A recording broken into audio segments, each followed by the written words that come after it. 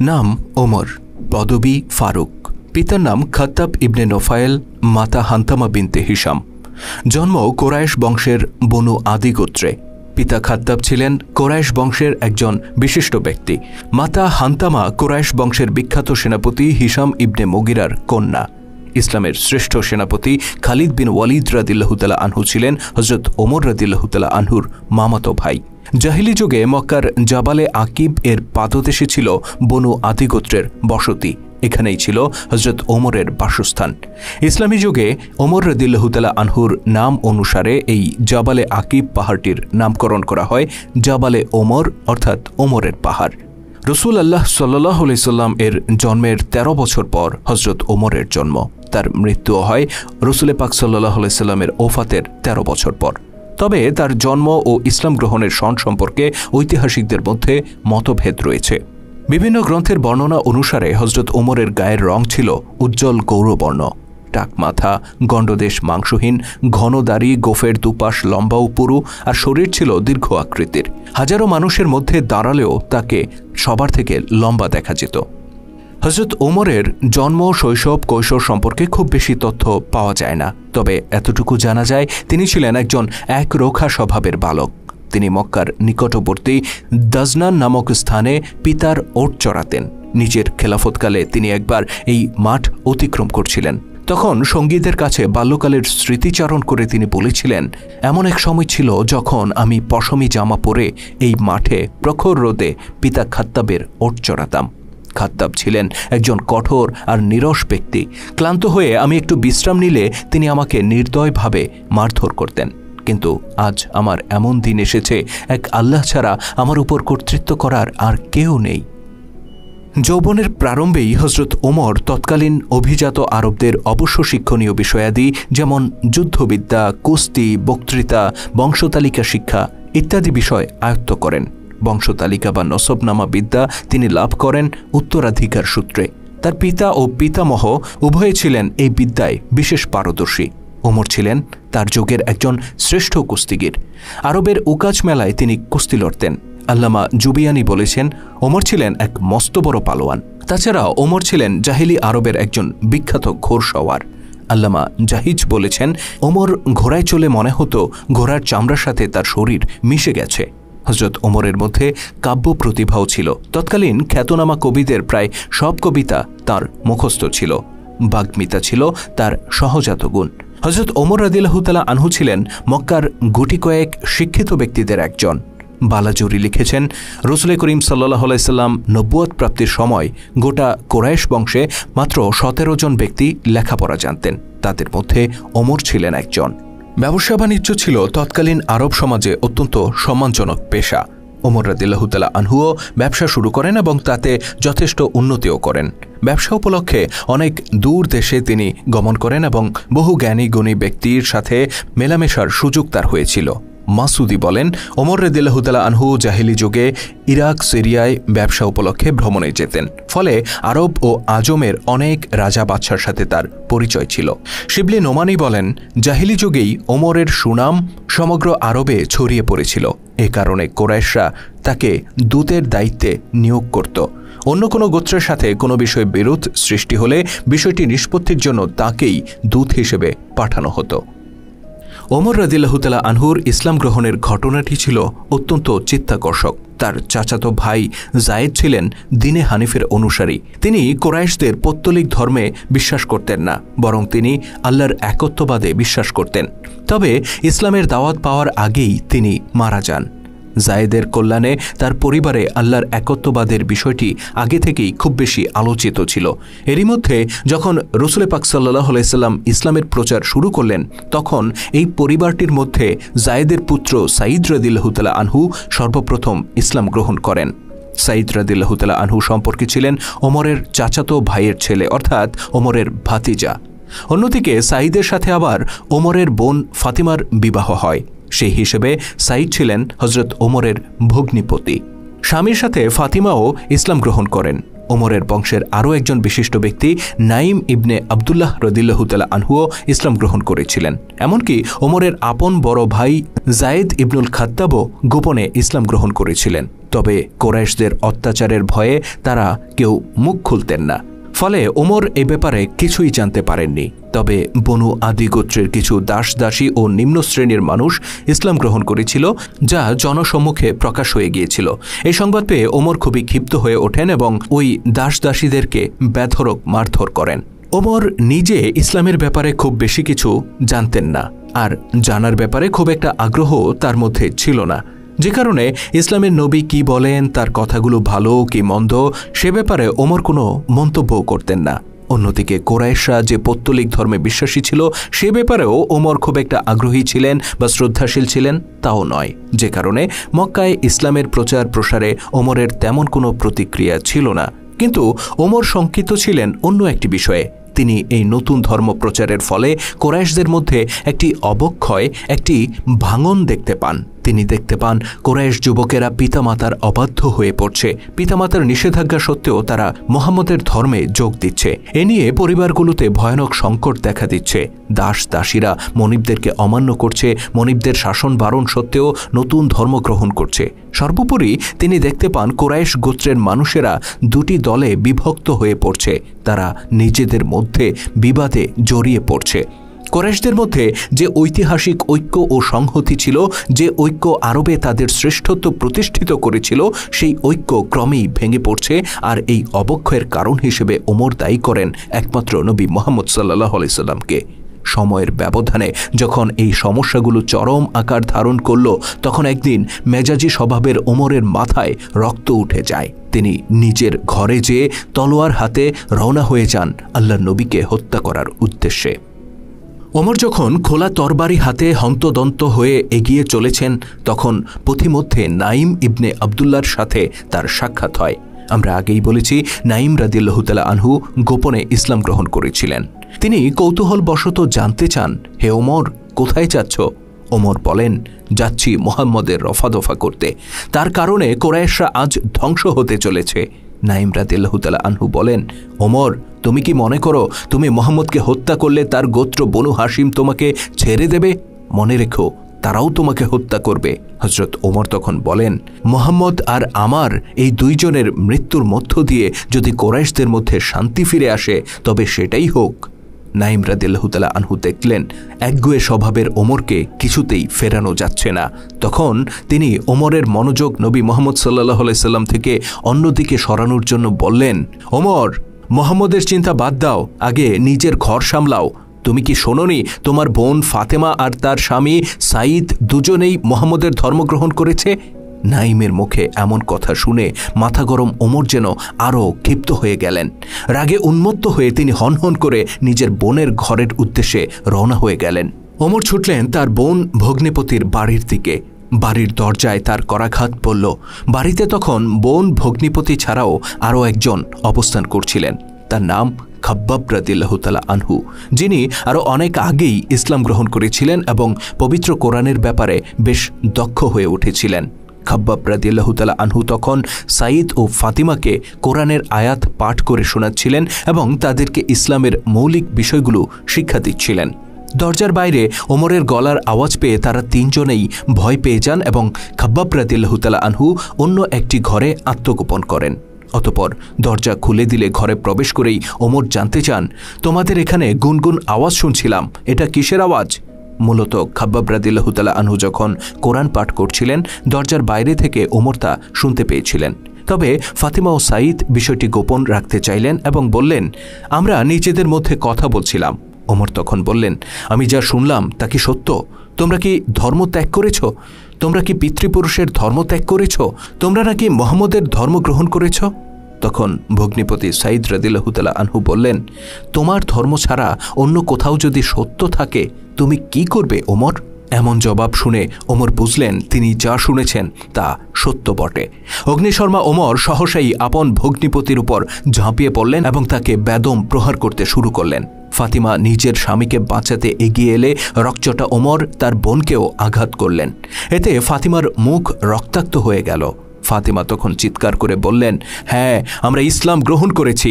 আমরা সাক্ষ্য দিয়েছি আল্লাহ ছাড়া আর কোনো ইলাহ নেই, আর মুহাম্মদ সাল্লাল্লাহু আলাইহি সাল্লাম আল্লাহর রসুল। তুমি যদি আমাদেরকে পিটিয়ে হত্যাও করে ফেলো, তবুও আমরা আমাদের এই ধর্ম ত্যাগ করব না। বোন ফাতিমার কণ্ঠে এমন কথা শুনে ওমর হতভম্ব হয়ে পড়লেন। এই ঘটনার কিছুদিন আগে থেকেই ওমরের মধ্যে একটা ভাবান্তর সৃষ্টি হয়েছিল। কুরাইশরা মক্কায় মুসলিমদের উপর এত নির্যাতন করছে, এত উৎপীড়ন করছে, তারপরেও একজন মুসলিমও তাদের ধর্ম থেকে সরে আসেনি। তারা নীরবে সবকিছু মাথা পেতে নিয়েছে। প্রয়োজনে নিজেদের ঘরবাড়ি ছেড়েছে, পিতামাতা ছেড়েছে, কিন্তু নতুন ধর্মবিশ্বাস ছাড়েনি। এই ঘটনাগুলো পর্যবেক্ষণ করে হযরত ওমরের মধ্যে একটা ধাক্কা লেগেছিল। তিনি দ্বিধা দ্বন্দ্বের আবর্তে দোল খাচ্ছিলেন। আজ তার প্রিয় ভগিনীর চোখ মুখের রক্ত, তার সত্যের সাক্ষ্য তাকে এমনই একটা ধাক্কা দিল যে তিনি হতভম্ব হয়ে পড়লেন। যে বোন কখনো তার সাথে উঁচু কণ্ঠে কথা বলেনি, এমনকি ওমরের বড় ভাই জায়েদও যেখানে ওমরকে সমীহ করে চলে, তাকে পরিবারের সবাই যেখানে ভয় পায়, সেখানে আজকে ফাতিমার এই সাহসী বক্তব্য ওমরকে হতবাক করে দেয়। তিনি বড় বড় কয়েকটি দম ফেলে ঘরে পাতা চৌকিতে বসে পড়লেন। ওমরের মনে হলো, আমাকে জানতে হবে কি সেই বাণী যা আমার ভগিনীকে এতটা সাহসী করে তুলেছে। ওমর বললেন, তোমরা যেটা পাঠ করছিলে, আমি বাইরে থেকে যেটা শুনছিলাম, সেটা আমার কাছে নিয়ে এসো তো। ফাতিমা বললেন, ওটা আল্লাহর পবিত্র কালাম। তুমি পাক পবিত্র হলে তবেই আমি তোমার হাতে তা দেব। ওমর বাধ্য বালকের মতো গোসল করে এলেন এবং ফাতিমা রাদিয়াল্লাহু তাআলা আনহা সূরা তহার কয়েকটি আয়াত লিখিত একটি কাগজ বা কাঠের টুকরো তার হাতে দিলেন। হযরত ওমর ধীরে ধীরে আয়াতগুলো পাঠ করলেন। প্রতিটি আয়াতের প্রতিটি শব্দ তার হৃদয়ের গভীরে রীতিমতো আলোড়ন সৃষ্টি করল। মুহূর্তে তার আত্মা যেন সত্যের আলোয় উদ্ভাসিত হয়ে উঠল। তিনি জানতে চাইলেন, এই কথাগুলোর কারণেই কি কুরাইশরা তোমাদের নবীর বিরোধিতা করে? ফাতিমা ও সাঈদ উত্তরে বললেন, হ্যাঁ, এই কথাগুলোর জন্যই তারা আমাদের বিরোধিতা করে। ওমর বললেন, আল্লাহর কসম, আসমান ও জমিনে এর চেয়ে উত্তম কথা আর কিছুই হতে পারে না। হযরত ওমর উঠে দাঁড়ালেন আর বললেন, আমাকে বলো মুহাম্মদ কোথায় আছে, আমি তার কাছে যাব আর নিজেকে তার কাছে সমর্পণ করব। ওমরের মুখে এই কথা শুনে তার বোন ভগ্নিপতি খুশিতে আত্মহারা হয়ে পড়লেন আর আড়াল থেকে বেরিয়ে এলেন খাব্বাব রাদিয়াল্লাহু তাআলা আনহু।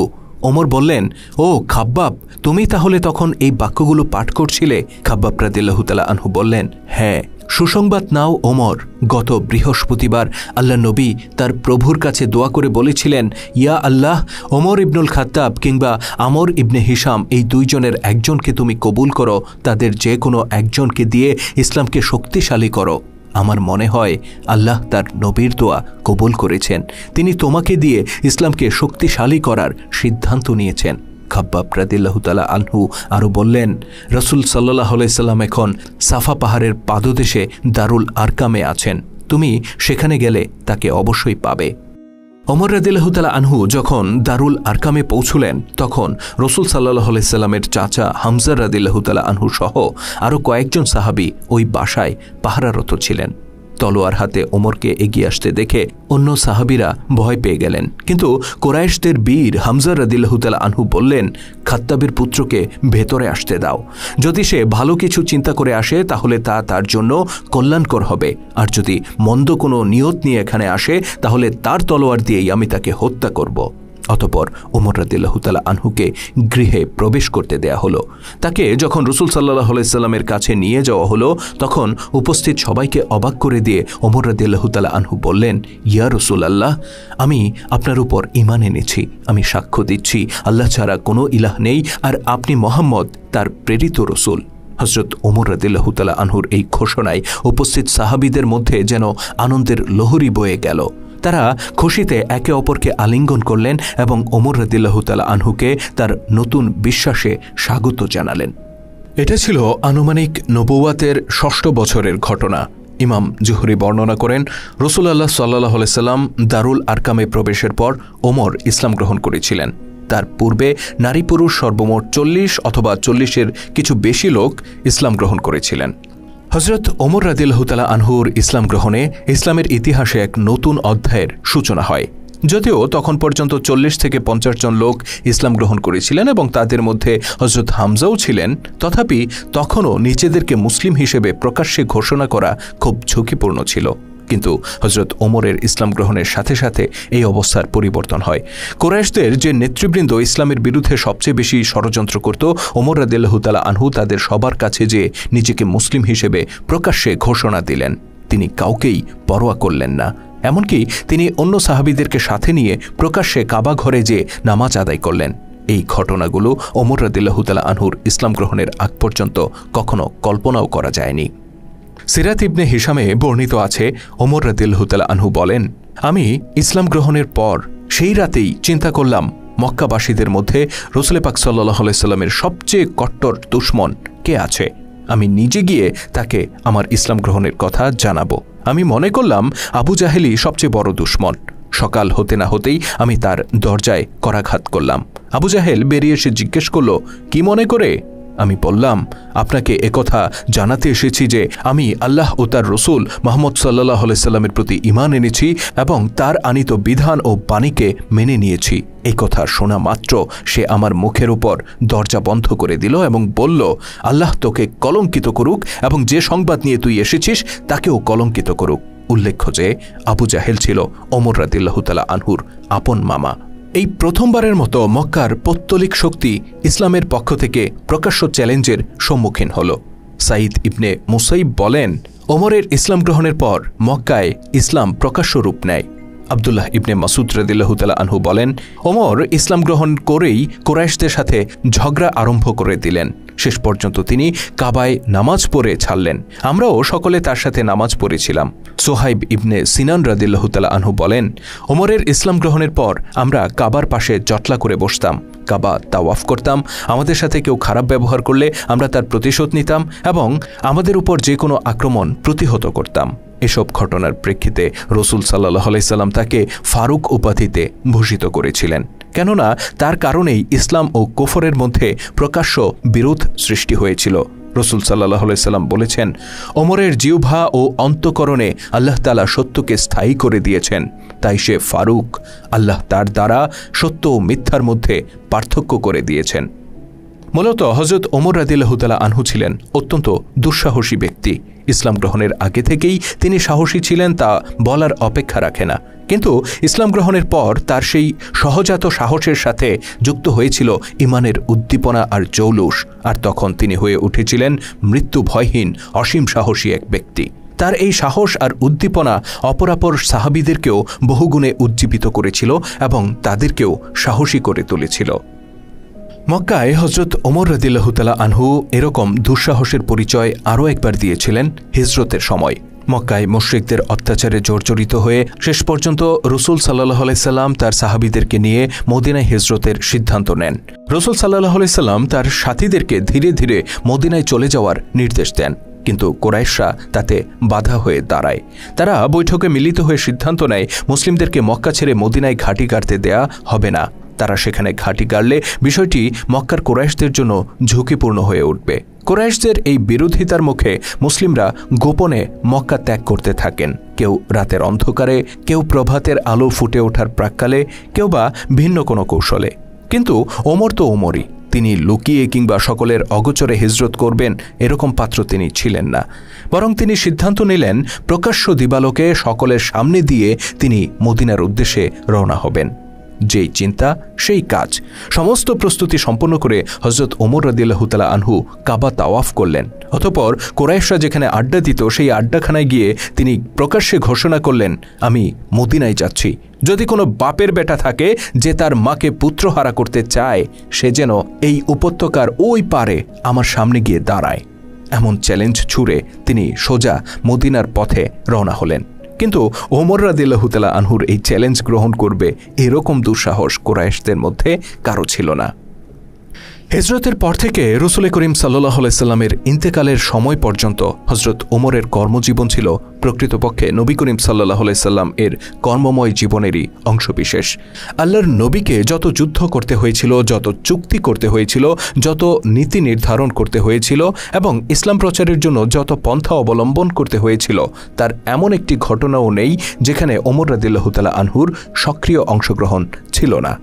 এই জন্য এসব ঘটনার বিস্তারিত বিবরণ বলতে গেলে তা ওমরের জীবনী না হয়ে বরং হয়ে যাবে রসুল পাক সাল্লাল্লাহু আলাইহি সাল্লামের জীবনী। তার কর্মবহুল জীবন ছিল রসুল পাক সাল্লাল্লাহু আলাইহি সাল্লামের জীবনের সাথে ওতপ্রোতভাবে জড়িত। হযরত ওমর বদর, উহুদ, খন্দক সহ সকল যুদ্ধেই অংশগ্রহণ করেছিলেন। তাছাড়া আরও বেশ কিছু সারিয়াতে তিনি রসুল পাক সাল্লাল্লাহু আলাইহি সাল্লামের নির্দেশে নেতৃত্ব দিয়েছিলেন। বদর যুদ্ধের পরামর্শদান ও সৈন্য চালনা থেকে আরম্ভ করে প্রতিটি ক্ষেত্রে তিনি রসুল করিম সাল্লাল্লাহু আলাইহি সাল্লামের সাথে দৃঢ়ভাবে কাজ করেন। বদর যুদ্ধের বন্দীদের সম্পর্কে তার পরামর্শই আল্লাহ পাকের পছন্দ হয়েছিল। এই যুদ্ধে কুরাইশ বংশের প্রত্যেক শাখা থেকে লোকেরা আবু জাহেলের বাহিনীতে যোগদান করে, কিন্তু হযরত ওমর রাদিয়াল্লাহু তাআলা আনহুর খানদান অর্থাৎ বনু আদি গোত্র এই যুদ্ধে মুসলিমদের বিরুদ্ধে অস্ত্র ধারণ করা থেকে বিরত থাকে। মূলত ওমর রাদিয়াল্লাহু তাআলা আনহুর প্রভাবের কারণেই এটা সম্ভব হয়েছিল। বদরের যুদ্ধে হযরত ওমর তার আপন মামা আশি ইবনে হিশামকে নিজ হাতে হত্যা করেন। এই হত্যার মাধ্যমে তিনি সর্বপ্রথম প্রমাণ করেন সত্যের পথে আত্মীয় প্রিয়জনের প্রভাব প্রাধান্য পেতে পারে না। ওমর রাদিয়াল্লাহু তাআলা আনহু একদিকে যেমন ছিলেন সাচ্চা ইমানদার, অন্যদিকে তিনি খানিকটা রাগী স্বভাবের মানুষ ছিলেন। এই রাগের কারণে অবশ্য কখনো কখনো তাকে বিব্রতকর পরিস্থিতিতে পড়তে হয়েছিল। এরকমই একটি বিব্রতকর ঘটনা ঘটেছিল হুদাইবিয়ার সন্ধির সময়। মক্কার কোরাইশদের সাথে মদিনাবাসীর এই সন্ধিটি প্রণয়ন করেছিলেন রসুল সাল্লাল্লাহু আলাইহি সাল্লাম। এই সন্ধিতে এমন কিছু ধারা রসুল সাল্লাল্লাহু আলাইহি সাল্লাম যোগ করেছিলেন যেগুলো বাইরে থেকে দেখলে মনে হতো মুসলিমদের জন্য অপমানজনক আর কাফিরদের জন্য সুবিধাজনক। এতে ওমর রাদিয়াল্লাহু তাআলা আনহু কিছুটা উত্তেজিত হয়ে পড়েন এবং আবু বকর রাদিয়াল্লাহু তাআলা আনহুর কাছে গিয়ে নিজের আপত্তির কথা জানান। আবু বকর তাকে বিষয়টি বোঝানোর চেষ্টা করলে ওমর তা মেনে না নিয়ে বরং রসুলের কাছে গিয়ে এই সন্ধির ব্যাপারে নিজের অসন্তুষ্টির কথা প্রকাশ করেন। রসুল সাল্লাল্লাহু আলাইহি সাল্লাম তখন বলেন, আমি আল্লাহর রসুল, আল্লাহর নির্দেশ ব্যতীত আমি কোনো কাজ করি না। এই কথা শোনার পর হযরত ওমর রাদিয়াল্লাহু তাআলা আনহু খুবই লজ্জিত ও অনুতপ্ত হলেন। নফল রোজা পড়ে, নামাজ পড়ে, গোলাম আজাদ করে এবং দান খয়রাত করে তিনি এই গোস্তাখির কাফারা আদায় করলেন। খাইবার শহরে ইহুদিদের বেশ কয়েকটি গোত্র বসবাস করত। তারা খাইবারে অবস্থান করে লাগাতার মদিনার বিরুদ্ধে ষড়যন্ত্র করছিল। খন্দকের যুদ্ধের পর রসুল সাল্লাল্লাহু আলাইহি সাল্লাম খাইবারে আক্রমণ করেন এবং সেখানকার ষড়যন্ত্রকারী ইহুদিদেরকে পরাজিত করেন। তার সিদ্ধান্ত ছিল তিনি খাইবার শহর থেকে পরাজিত ইহুদিদেরকে উচ্ছেদ করে দেবেন। তবে ইহুদিদের পক্ষ থেকে অনুরোধ করা হয়, আমাদেরকে এখান থেকে বের করে দেবেন না, বরং আমাদেরকে এখানে থাকার অনুমতি দিন। আমরা এখানকার জমিতে ফসল উৎপাদনের ব্যাপারে মুসলিমদের চেয়ে বেশি দক্ষ। যদি এখানে আমাদেরকে থাকতে দেয়া হয় তাহলে আমরা যে ফসল উৎপাদন করব তার অর্ধেকটা রেখে বাকি অর্ধেকটা মদিনায় পাঠিয়ে দেব। জমির মালিক মুসলিমরাই হবে, আমরা হব কেবল বর্গা চাষি। আর যদি ভবিষ্যতে আমরা মদিনার সাথে কোনো বিরোধ সৃষ্টি করি তাহলে তখন আমাদেরকে এখান থেকে উচ্ছেদ করে দেবেন, কিন্তু অন্তত এইবারের জন্য আমাদেরকে এই সুযোগটি দেয়া হোক। রসুল সাল্লাল্লাহু আলাইহি সাল্লাম ইহুদিদের এই অনুরোধ গ্রহণ করেন। যুদ্ধে অংশগ্রহণকারী সাহাবীদের মধ্যে খাইবারের সমস্ত জমি বন্টন করে দেয়া হয়। বন্টন অনুযায়ী ওমর রাদিয়াল্লাহু তাআলা আনহু একটি বড় অংশ পেয়েছিলেন, কিন্তু তিনি সেই জমি নিজের কাজে ব্যবহার না করে বরং মুসলিম উম্মার জন্য ওয়াকফ করে দেন। বলা হয়ে থাকে ইসলামের ইতিহাসে এটাই ছিল প্রথম ওয়াকফ। মক্কা বিজয়ের সময় হযরত ওমর রাদিয়াল্লাহু তাআলা আনহু ছায়ার মতো রসুল সাল্লাল্লাহু আলাইহি সাল্লামকে সঙ্গ দেন। আবু সুফিয়ান তখন কাফিরদের নেতা ছিলেন। তিনি আত্মসমর্পণ করতে এলে ওমর রাদিয়াল্লাহু তাআলা আনহু আল্লাহ নবীকে বলেন, ইয়া রাসূলুল্লাহ, আপনি অনুমতি দিন আমি আল্লাহর এই শত্রুকে এখনই শেষ করে দেই। তবে রসুল সাল্লাল্লাহু আলাইহি সাল্লাম ওমর রাদিয়াল্লাহু তাআলা আনহুকে বিরত করেন এবং আবু সুফিয়ান তখন ইসলাম গ্রহণ করেন। মক্কা বিজয়ের পর মক্কার পুরুষেরা রসুল সাল্লাল্লাহু আলাইহি সাল্লামের হাতে বায়াত গ্রহণ করেন। অন্যদিকে রসুলের নির্দেশে মহিলারা বায়াত গ্রহণ করেন হযরত ওমর রাদিয়াল্লাহু তাআলা আনহুর কাছে। এটা ছিল ওমর রাদিয়াল্লাহু তাআলা আনহুর জন্য এক বিরল সম্মানজনক ঘটনা। তাবুক অভিযানের সময় রসুল সাল্লাল্লাহু আলাইহি সাল্লাম এর আহ্বানে সাড়া দিয়ে হযরত ওমর রাদিয়াল্লাহু তাআলা আনহু তার মোট সম্পদের অর্ধেকটা আল্লাহর নবীর হাতে তুলে দিয়েছিলেন। দশম হিজরিতে ইন্তেকাল করেন আল্লাহ নবী হযরত মুহাম্মদ সাল্লাল্লাহু আলাইহি সাল্লাম। রসুল পাক সাল্লাল্লাহু আলাইহি সাল্লামের ইন্তেকালের সংবাদ পেয়ে হযরত ওমর রাদিয়াল্লাহু তাআলা আনহু কিছুটা সময় স্তম্ভিত হয়ে বসে থাকেন। অতঃপর মসজিদে নববীর সামনে যেয়ে তরবারি কোষমুক্ত করে তিনি বলেন, যে বলবে রাসূলুল্লাহ ইন্তেকাল করেছেন আমি তাকে হত্যা করব। তার এই ঘোষণা থেকে উপলব্ধি করা যায় কতটা পাগলের মতো তিনি আল্লাহ নবীকে ভালোবাসতেন। তিনি কিছুতেই মেনে নিতে পারছিলেন না আল্লাহ নবী ইন্তেকাল করেছেন। অবশ্য আবু বকর রাদিয়াল্লাহু তাআলা আনহু এসে ওমরকে শান্ত করেন এবং পরিস্থিতি সামাল দেন। এই বিষয়টি আমরা বিস্তারিত আলোচনা করেছি হযরত আবু বকর রাদিয়াল্লাহু তাআলা আনহুকে নিয়ে নির্মিত ভিডিও চিত্রে। আপনি চাইলে আই বাটন বা ডেসক্রিপশনে দেওয়া লিঙ্কে ক্লিক করে আবু বকর রাদিয়াল্লাহু তাআলা আনহুর উপর নির্মিত ভিডিওটি পরবর্তীতে দেখতে পারেন। রাসূল পাক সাল্লাল্লাহু আলাইহি সাল্লামের ইন্তেকালের পর খেলাফত নিয়ে যে সংকট তৈরি হয় তার সমাধানে ওমর রাদিয়াল্লাহু তাআলা আনহু গুরুত্বপূর্ণ ভূমিকা পালন করেছিলেন। কে হবেন রাসূল পাক সাল্লাল্লাহু আলাইহি সাল্লামের স্থলাভিষিক্ত? এই প্রশ্নে সাহাবীদের মধ্যে তখন ভিন্ন মত দেখা দেয়। তখন ওমর রাদিয়াল্লাহু তাআলা আনহু আবু বকরের নাম প্রস্তাব করেন এবং আবু বকর কেন এ ব্যাপারে অন্যদের চেয়ে অগ্রসর তা যুক্তি সহকারে তুলে ধরেন। অতঃপর উপস্থিত সকল সাহাবী ওমর রাদিয়াল্লাহু তাআলা আনহুর এই প্রস্তাব মেনে নিয়ে আবু বকর রাদিয়াল্লাহু তাআলা আনহুর হাতে বায়াত গ্রহণ করেন। খলিফা আবু বকর রাদিয়াল্লাহু তাআলা আনহুর শাসনামলে হযরত ওমর রাদিয়াল্লাহু তাআলা আনহু ছিলেন খলিফার প্রধান উপদেষ্টা। এই সময়ে খলিফার প্রতিটি কাজে তিনি সর্ব উপায়ে সহযোগিতা করেন এবং কোনো ব্যাপারে তার ভিন্নমত থাকলে সেটাও প্রকাশ করেন। আবু বকর রাসূল পাক সাল্লাল্লাহু আলাইহি সাল্লামের ঘনিষ্ঠ সাহাবীদের সাথে পরামর্শ করেই অধিকাংশ সিদ্ধান্ত গ্রহণ করতেন। আর চোখ বন্ধ করে বলা যায় এক্ষেত্রে তিনি ওমর রাদিয়াল্লাহু তাআলা আনহুর সাথেই সবচেয়ে বেশি পরামর্শ করতেন। একবার এক ব্যক্তি খলিফা আবু বকর রাদিয়াল্লাহু তাআলা আনহুর কাছে এসে একটি পতিত জমি নিজের জন্য চায়, যেখানে বর্তমানে ফসল উৎপন্ন হচ্ছে না। লোকটির নাম ছিল ওয়াইনা। সে আর্জি করে বলে, মহামান্য খলিফা যদি তাকে ওই পতিত জমিটি দান করেন তাহলে ওই জমিতে সে ফসল উৎপাদন করবে। যেহেতু জমিটি অনাবাদি পড়ে আছে তাই খলিফা এ ব্যাপারে আপত্তি করলেন না। তিনি একটি দানপত্র লিখে জমিটি তাকে প্রদান করেন এবং তাতে ওমরের স্বাক্ষর নিতে বলেন। তিনি একথাও বলেন, ওমর স্বাক্ষর না করলে এই দলিল বৈধ হবে না। ওয়াইনা বের হয়ে পড়ে ওমর রাদিয়াল্লাহু তাআলা আনহুর খোঁজে। এখানে উল্লেখ্য যে রাসূল পাক সাল্লাল্লাহু আলাইহি সাল্লামের জীবনের শেষ সময়ে যখন চারিদিকে ইসলামের জয় জয়কার পড়ে গিয়েছিল তখন এই ওয়াইনা তার প্রতি ঈমান এনেছিল। কিন্তু রাসূল পাক সাল্লাল্লাহু আলাইহি সাল্লামের মৃত্যুর পর সে বিদ্রোহীদের দলে যোগ দেয়। এমনকি ইসলামের বিরুদ্ধে অস্ত্র ধারণ করতেও সে পিছপা হয় না। পরে আবার পরাজিত হয়ে সে ক্ষমা চেয়ে ইসলামে ফিরে আসে। অর্থাৎ লোকটি ছিল সুবিধাবাদী প্রকৃতির। সে যখন ওমর রাদিয়াল্লাহু তাআলা আনহুকে খুঁজে পেল তখন কাগজটি দেখিয়ে বলল, খলিফা আমাকে এক খণ্ড জমি দান করেছেন আর বলেছেন তুমি এতে স্বাক্ষর না করলে এটা বৈধ হবে না, দাও এতে একটা স্বাক্ষর করে দাও। ওমর রাদিয়াল্লাহু তাআলা আনহু দানপত্রটি পাঠ করে ভীষণ ক্ষিপ্ত হয়ে পড়লেন। তিনি বললেন, তুমি হলে সুবিধাবাদী আর লোভী প্রকৃতির মানুষ। যখনই বিপদ দেখেছ ইসলাম থেকে সরে গিয়েছ, আর যখনই সুবিধা দেখেছ তখন নিজের স্বার্থ উদ্ধার করতে ছুটে এসেছ। আমি কিছুতেই এই কাগজে স্বাক্ষর করব না। অতঃপর ওমর রাদিয়াল্লাহু তাআলা আনহু দলিলটি ছিঁড়ে টুকরো টুকরো করে ফেললেন। এই দৃশ্য দেখে ওয়াইনা রাগে কাঁপতে কাঁপতে জিজ্ঞেস করল, তুমি কোন সাহসে খলিফার নিজ হাতে লেখা দানপত্র ছিঁড়ে ফেললে? ওমর রাদিয়াল্লাহু তাআলা আনহু বললেন, তিনি কি তোমাকে বলেননি আমি এতে স্বাক্ষর না করলে এটা বৈধ হবে না? যদি বৈধ না হয় তাহলে এই কাগজের কি মূল্য? তাই আমি এটা ছিঁড়ে ফেলেছি। বিস্মিত ওয়াইনা খলিফার কাছে যান ওমর রাদিয়াল্লাহু তাআলা আনহুর ব্যাপারে নালিশ করতে। কিন্তু খলিফা হযরত ওমর রাদিয়াল্লাহু তাআলা আনহুর সিদ্ধান্ত মেনে নেন এবং ওয়াইনাকে খালি হাতে ফিরিয়ে দেন। এই ঘটনা থেকে বোঝা যায় আবু বকর রাদিয়াল্লাহু তাআলা আনহু হযরত ওমর রাদিয়াল্লাহু তাআলা আনহুর সিদ্ধান্তকে অত্যন্ত শ্রদ্ধা করতেন এবং তার হাতে অনেক ক্ষমতাও তিনি দিয়েছিলেন। অবশ্য হযরত ওমর রাদিয়াল্লাহু তাআলা আনহুর সব সিদ্ধান্তই যে আবু বকর রাদিয়াল্লাহু তাআলা আনহু গ্রহণ করেছিলেন বিষয়টা এমন নয়। বহুবার দেখা গেছে তিনি ওমরের বহু অনুরোধ পরামর্শ উপেক্ষা করেছেন, এমনকি কখনো কখনো ওমর রাদিয়াল্লাহু তাআলা আনহুকে ভর্ৎসনাও করেছেন। যেমন কিছু ঘটনার প্রেক্ষিতে নিজেরই মামাতো ভাই খালিদ বিন ওয়ালিদ রাদিয়াল্লাহু তাআলা আনহুকে মুসলিম বাহিনীর সেনাপতির পদ থেকে বহিষ্কার করার জন্য খলিফাকে একাধিকবার পরামর্শ দিয়েছিলেন ওমর রাদিয়াল্লাহু তাআলা আনহু। কিন্তু আবু বকর রাদিয়াল্লাহু তাআলা আনহু কখনো তার এই পরামর্শ গ্রহণ করেননি। তথাপি একথা নিঃসন্দেহে বলা যায় খলিফা আবু বকরের সবচেয়ে প্রভাবশালী পরামর্শদাতা ছিলেন হযরত ওমর রাদিয়াল্লাহু তাআলা আনহু। রাসূল পাক সাল্লাল্লাহু আলাইহি সাল্লামের ওফাতের পর 2 বছরের কিছু বেশি সময় খলিফা হিসেবে দায়িত্ব পালন করেন আবু বকর রাদিয়াল্লাহু তাআলা আনহু। তিনি যখন বুঝতে পারেন তার অন্তিম সময় ঘনিয়ে এসেছে, তখন মৃত্যুর আগেই পরবর্তী খলিফা মনোনীত করে যাওয়াকে তিনি কল্যাণকর মনে করলেন।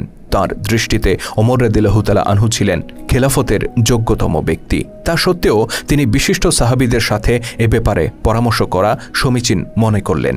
তিনি আব্দুর রহমান ইবনে আউফ রাদিয়াল্লাহু তাআলা আনহুকে ডেকে বললেন, ওমর সম্পর্কে আপনার মতামত আমাকে জানান। আব্দুর রহমান বললেন, তিনি তো যে কোনো লোক থেকে উত্তম, কিন্তু তার চরিত্রে কিছু কঠোরতা আছে। আবু বকর বললেন, তার কারণ এই যে তিনি আমাকে কোমল দেখেছেন। খেলাফতের দায়িত্ব কাঁধে পড়লে এই কঠোরতা অনেকটা কমে যাবে। অতঃপর ওসমান রাদিয়াল্লাহু তাআলা আনহুকে ডেকেও একই ব্যাপারে খলিফা তার মতামত জানতে চাইলেন। ওসমান রাদিয়াল্লাহু তাআলা আনহু বললেন, তাকে আমি যতটুকু জানি তাতে তার বাইরের থেকে ভেতরটা অনেক ভালো। তার মতো দ্বিতীয় আর কেউ আমাদের মধ্যে নেই। আবু বকর রাদিয়াল্লাহু তাআলা আনহু দুজনের মধ্যে আলোচিত বিষয়টি গোপন রাখার অনুরোধ করে তাকে বিদায় দিলেন। অতঃপর তিনি আলী রাদিয়াল্লাহু তাআলা আনহুকে ডাকলেন। এ ব্যাপারে পরামর্শ চাইলে আলী রাদিয়াল্লাহু তাআলা আনহু বললেন, আমরা তার ব্যাপারে ভালো ছাড়া কিছুই বলতে পারি না। আল্লাহ রসুল তার সম্পর্কে বলেছেন, শয়তান যখন তাকে কোনো রাস্তা দিয়ে যেতে দেখে সে তখন অন্য রাস্তা দিয়ে যায়। এভাবে একে একে অনেক সাহাবীদের মতামত নিলেন খলিফা আবু বকর রাদিয়াল্লাহু তাআলা আনহু। অধিকাংশ সাহাবী ওমর রাদিয়াল্লাহু তাআলা আনহুর ব্যাপারে ইতিবাচক মনোভাব প্রকাশ করলেন, তবে কেউ কেউ এ ব্যাপারে আপত্তি করেছিলেন। তারা মূলত ওমর রাদিয়াল্লাহু তাআলা আনহুর চরিত্রের কঠোরতার দিকটি বারবার সামনে আনছিলেন। তখন আবু বকর রাদিয়াল্লাহু তাআলা আনহু ওই কথারই পুনরাবৃত্তি করেন, ওমর আমাকে কোমল দেখেছে, তাই সে কঠোর হয়েছে। এভাবে শাসনকার্যে ভারসাম্য প্রতিষ্ঠিত হয়েছিল। আমি যখন থাকব না, তখন খেলাফতের দায়িত্ব কাঁধে পড়লে তার কঠোরতা অনেকটা কমে যাবে। আবু বকর রাদিয়াল্লাহু তাআলা আনহু একথাও বলেছিলেন, সামনের দিনগুলোতে যে কঠিন পরিস্থিতিতে তোমরা পড়বে, তখন ওমরের মতো কঠোর মানুষই তা সামাল দিতে পারবে, অন্য কেউ নয়। পরবর্তী ইতিহাসে আমরা দেখতে পাই খলিফা আবু বকর রাদিয়াল্লাহু তাআলা আনহুর এই বক্তব্য সত্য প্রমাণিত হয়েছিল। বিভিন্ন জনের কাছ থেকে মতামত নেওয়া শেষ হলে খলিফা আবু বকর রাদিয়াল্লাহু তাআলা আনহু তার ঘনিষ্ঠ পরামর্শদাতা হযরত ওসমান রাদিয়াল্লাহু তাআলা আনহুকে ডেকে এক টুকরা কাগজে লিখতে বললেন, বিসমিল্লাহির রহমানির রহিম। এটা আবু কুহাফার পুত্র আবু বকরের পক্ষ থেকে মুসলমানদের প্রতি অঙ্গীকার। আম্মা বাদ। এই কথাটুকু বলার পর তিনি জ্ঞান হারিয়ে ফেলেন। ওসমান রাদিয়াল্লাহু তাআলা আনহু এই কথাগুলো লেখার পর নিজেই সংযোজন করেন, আমি তোমাদের জন্য ওমর ইবনুল খাত্তাবকে খলিফা মনোনীত করলাম এবং এ ব্যাপারে তোমাদের কল্যাণ চেষ্টায় আমি কোনো ত্রুটি করিনি। আবু বকর যখন জ্ঞান ফিরে পেলেন, তখন এই অংশটুকু তাকে পড়ে শোনানো হলো। শুনে আবু বকর তা অ্যাপ্রুভ করলেন এবং ওসমান রাদিয়াল্লাহু তাআলা আনহুর জন্য দোয়া করলেন। তিনি বললেন, আমার ভয় হচ্ছিল আমি জ্ঞানহীন অবস্থায় মারা গেলে লোকেরা এ ব্যাপারে মতভেদ সৃষ্টি করবে। তাবারি লিখেছেন, অতঃপর আবু বকর লোকদের দিকে তাকালেন। তার স্ত্রী আসমা বিনতে উমাইস তখন তাকে ধরে রেখেছিলেন। সমবেত লোকদের প্রতি আবু বকর বললেন, যে ব্যক্তিকে আমি আপনাদের জন্য মনোনীত করে যাচ্ছি তার প্রতি কি আপনারা সন্তুষ্ট? আল্লাহর কসম, মানুষের মতামত নিতে আমি চেষ্টার ত্রুটি করিনি। আমার কোনো নিকট আত্মীয়কে আমি এই পদে বহাল করিনি। আমি ওমর ইবনুল খাত্তাবকে আপনাদের খলিফা মনোনীত করেছি। আপনারা তার কথা শুনুন, তার আনুগত্য করুন। এখানে একটি বিষয় বিশেষভাবে উল্লেখ্য যে আবু বকর রাদিয়াল্লাহু তাআলা আনহু যখন ওমর রাদিয়াল্লাহু তাআলা আনহুকে খেলাফতের দায়িত্ব দিতে চেয়েছিলেন, তখন এ ব্যাপারে সবচেয়ে বেশি আপত্তি করেছিলেন একজন সাহাবী। তিনি আর কেউ নন, স্বয়ং ওমর রাদিয়াল্লাহু তাআলা আনহু। তিনি কিছুতেই খেলাফতের মতো গুরু দায়িত্ব গ্রহণ করতে রাজি ছিলেন না। তিনি যখন জানতে পারলেন রসুলের ঘনিষ্ঠ সাহাবীদের সাথে পরামর্শ করে আবু বকর রাদিয়াল্লাহু তাআলা আনহু তাকে খলিফা মনোনীত করার বিষয়টি প্রায় চূড়ান্ত করে ফেলেছেন, তখন তিনি আবু বকরের কাছে গিয়ে এ ব্যাপারে নিজের আপত্তির কথা জানান। তিনি বলেন, হে আবু বকর, আপনি এই বিষয়টি থেকে আমাকে মুক্তি দিন। তখন আবু বকর রাদিয়াল্লাহু তাআলা আনহু বলেন, আল্লাহর শপথ, এই দায়িত্ব থেকে আমি কিছুতেই তোমাকে মুক্তি দেব না। রসুলের সাহাবীরা তোমার ব্যাপারে একমত হয়েছেন। তোমাকে বাধ্য করতে হলে, তরবারির প্রয়োজন হলে আমি তাই করব। অর্থাৎ আবু বকর রাদিয়াল্লাহু তাআলা আনহু হযরত ওমরের ইচ্ছার বিরুদ্ধে এক প্রকার তাকে বাধ্য করেন খেলাফতের দায়িত্ব গ্রহণ করতে। এই ঘটনা থেকে সহজে উপলব্ধি করা যায় রাসূল পাক সাল্লাল্লাহু আলাইহি সাল্লামের সত্যিকার সাহাবীরা কখনো ক্ষমতালিপ্সু ছিলেন না। তারা নিজেদের দায়িত্ব সম্পর্কে সম্পূর্ণ সচেতন ছিলেন, কিন্তু নিজেকে ক্ষমতায় অধিষ্ঠিত হিসেবে তারা কখনো দেখতে চাইতেন না। ঐতিহাসিক গ্রন্থগুলোর তথ্য অনুসারে হিজরি 13 সনের 22 জামাদিউস সানি মোতাবেক 13 আগস্ট 634 খ্রিস্টাব্দে ইহলোক ত্যাগ করেন আবু বকর রাদিয়াল্লাহু তাআলা আনহু। আর ওই দিন থেকেই মুসলিম জাহানের খলিফা হিসেবে দায়িত্ব পালন করেন হযরত ওমর রাদিয়াল্লাহু তাআলা আনহু। হযরত ওমরের রাষ্ট্র শাসন পদ্ধতি সম্পর্কে সংক্ষেপে আলোচনা সম্ভব নয়। তিনি 10 বছর ইসলামের খেলাফতে অধিষ্ঠিত ছিলেন। এই সময়কাল এত বেশি ঘটনাবহুল ছিল যে তার বিস্তারিত বিবরণ অত্যন্ত সময় সাপেক্ষ বিষয়। তার শাসনামলেই ইসলামের খেলাফত সবচেয়ে বেশি বিস্তৃত হয়েছিল। এই সময়ে নতুন ইসলামী শক্তির হাতে তৎকালীন বিশ্বের দুটি পরাশক্তি পারস্য ও বাইজেন্টাইন সাম্রাজ্যের পতন ঘটেছিল। এই দুই সাম্রাজ্য সহ সব মিলিয়ে 1036টি শহর তখন মুসলিম বাহিনী জয় করেছিল। ইসলামী হুকুমতের নিয়মতান্ত্রিক প্রতিষ্ঠা মূলত তাঁর যুগেই সম্পন্ন হয়েছিল। সরকার বা রাষ্ট্রের সকল শাখা তাঁর যুগেই আত্মপ্রকাশ করে। তার শাসন ও ইনসাফের কথা সারা বিশ্বের মানুষের কাছে কিংবদন্তির মতো ছড়িয়ে আছে। এমন বহু ঘটনা আছে যেগুলো শুনলে রূপকথার গল্পের মতো শোনায়, অথচ এগুলো গল্প ছিল না, ছিল ইসলামের ন্যায় নীতি আর সুবিচার প্রতিষ্ঠার বাস্তব দৃষ্টান্ত। হযরত ওমর রাদিয়াল্লাহু তাআলা আনহু ছিলেন প্রথম খলিফা যিনি আমিরুল মুমিনিন উপাধিতে ভূষিত হয়েছিলেন। তিনি সর্বপ্রথম হিজরি সন প্রবর্তন করেন, তারাবির নামাজ জামাতে পড়ার ব্যবস্থা করেন, জনপ্রশাসনের জন্য দুররা বা ছড়ি ব্যবহার করেন, মদ্যপানের শাস্তি 80 বেত্রাঘাত নির্ধারণ করেন, বহু রাজ্য জয় করেন, নগর পত্তন করেন, সেনাবাহিনীর স্তরভেদ ও বিভিন্ন ব্যাটালিয়ন নির্দিষ্ট করেন, জাতীয় রেজিস্ট্রার বা নাগরিক তালিকা তৈরি করেন, কাজী নিয়োগ করেন এবং রাষ্ট্রকে বিভিন্ন প্রদেশে বিভক্ত করেন। ওমর রাদিয়াল্লাহু তাআলা আনহু ছিলেন রাসূল পাক সাল্লাল্লাহু আলাইহি সাল্লামের অন্যতম কাতিব। নিজ কন্যা হযরত হাফসাকে তিনি রাসূল পাক সাল্লাল্লাহু আলাইহি সাল্লামের সাথে বিয়ে দিয়েছিলেন। তিনি রাসূলুল্লাহ সাল্লাল্লাহু আলাইহি সাল্লাম ও আবু বকরের শাসনামলে উপদেষ্টার ভূমিকা পালন করেন। ইসলাম গ্রহণের আগে ও পরে ব্যবসা ছিল তার জীবিকার প্রধান উপায়। খেলাফতের গুরু দায়িত্ব কাঁধে পড়ার পরও কয়েক বছর পর্যন্ত তিনি ব্যবসা চালিয়ে যান, কিন্তু পরে সেটা অসম্ভব হয়ে দাঁড়ালে হযরত আলী রাদিয়াল্লাহু তাআলা আনহু সহ উঁচু পর্যায়ের সাহাবীরা পরামর্শ করে বাইতুল মাল থেকে তার জন্য বাৎসরিক মাত্র 800 দিরহাম ভাতা নির্ধারণ করেন। হিজরি 15 সনে মদিনার কোষাগার সমৃদ্ধ হয়ে উঠলে বাইতুল মাল থেকে অন্য মুসলিমদের জন্য ভাতা নির্ধারণ করা হয়। খলিফা ওমরের জন্য তখন ভাতা নির্ধারণ করা হয় বাৎসরিক 5000 দিরহাম, যা ছিল সেই সব বিশিষ্ট সাহাবীদের সমান যারা হিজরতের আগে ইসলাম গ্রহণ করেছিলেন। তিনি খলিফা হিসেবে তাদের চেয়ে বাড়তি কোনো সুবিধা গ্রহণ করেননি। হযরত ওমর সবসময় একটি দোররা বা ছড়ি হাতে নিয়ে চলতেন, তাই বলে তিনি অত্যাচারী ছিলেন এমনটা কেউ দাবি করতে পারবে না। তিনি মদিনার শিশুদের সাথে গল্প করতেন, বৃদ্ধ বৃদ্ধাদের সাথে কথা বলতেন, তাদের সুখ দুঃখ আনন্দ বেদনা জানার চেষ্টা করতেন। নিজের ভৃত্যকে সাথে নিয়ে ছদ্মবেশে তিনি মদিনার গ্রামে গ্রামে ঘুরে বেড়াতেন, সাধারণ মানুষের হাল হাকিকত নিজের চোখে দেখার চেষ্টা করতেন।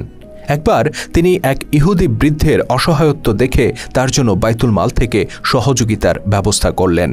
একবার এক অমুসলিম নারী তার কাছে এসে নিজের অসহায়ত্ব প্রকাশ করলে তিনি তাকেও বিমুখ করলেন না।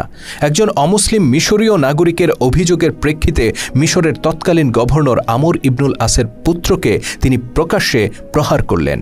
এমনকি নিজের পুত্রের বিরুদ্ধে মদ্যপানের অভিযোগ উঠলে তাকেও 80টি বেত্রাঘাতের নির্দেশ দিলেন। সেই শাস্তি সহ্য করতে না পেরে পুত্রের মৃত্যু হয়েছিল, কিন্তু ন্যায় বিচারক ওমর রাদিয়াল্লাহু তাআলা আনহু তার ন্যায়ের দণ্ডকে এক মুহূর্তের জন্য টলতে দেননি। এই কঠোরতার অপর পৃষ্ঠে আমরা ঠিক এর বিপরীত দৃশ্য দেখতে পাই। একবার এক ব্যক্তির কয়েকজন দাস ক্ষুধার যন্ত্রণায় আরেক ব্যক্তির ওট জবাই করে খেয়ে ফেলল।